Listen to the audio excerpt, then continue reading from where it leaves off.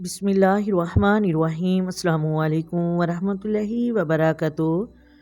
محترم ناظرین، سوال یہ ہے کہ جن کپڑوں میں شوہر اور بیوی نے حقوق کے زوجیت ادا کیے تو غسل کرنے کے بعد دوبارہ انہی کپڑوں کو پہن کر نماز پڑھنا یا قرآن مجید کی تلاوت کرنا کیا جائز ہے، یا پھر وہ کپڑے ناپاک ہو گئے، اس بارے میں کیا حکم ہے؟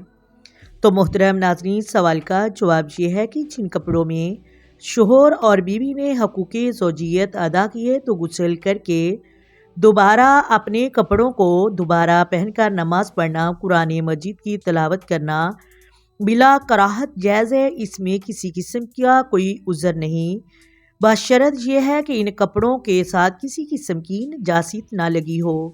اگر نجاست لگ گئی ہو تو وہ کپڑے نہیں پہن سکتے، اس میں نماز نہیں ہوگی۔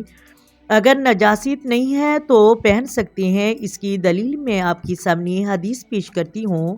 پہلی حدیث میں ام المومنین حضرت ام حبیبہ رضی اللہ تعالی عنہا سے پوچھا گیا کہ نبی علیہ الصلوۃ والسلام انہی کپڑوں میں نماز پڑھتے تھے جن کپڑوں میں اپنی ازواج سے حقوق کے زوجیت ادا کرتے تھے، تو ام المومنین حضرت ام حبیبہ رضی اللہ تعالی عنہا نے ارشاد فرمایا کہ ہاں، اگر ان میں جب کوئی نجاست نہ لگی ہوتی تو نبی علیہ الصلوۃ والسلام انہی کپڑوں میں نماز ادا فرماتے تھے۔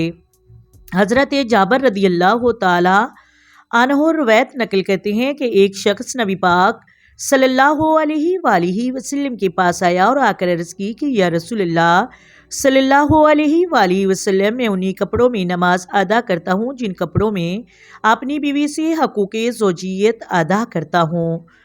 تو آقا علیہ الصلوۃ والسلام نے فرمایا اگر ان کپڑوں کے اوپر کوئی نجاست دیکھو تو ان کپڑوں میں نماز نہیں پڑھ سکتے، اور اگر کوئی نجاست نہ لگی ہو تو انہی کپڑوں میں غسل کر کے نماز پڑھ سکتے ہیں۔ امید کرتی ہوں آپ کو ویڈیو کی سمجھ آ گئی ہوگی۔ اگر ویڈیو اچھی لگے ویڈیو کو لائک کریں، شیئر کریں اور پلیز چینل کو سبسکرائب کریں۔ آئیں مل کر آقا دو عالم نور مجسم سرور کائنات صلی اللہ علیہ وآلہ وسلم کی ذات پر درود و سلام کی نذرانے پیش کریں۔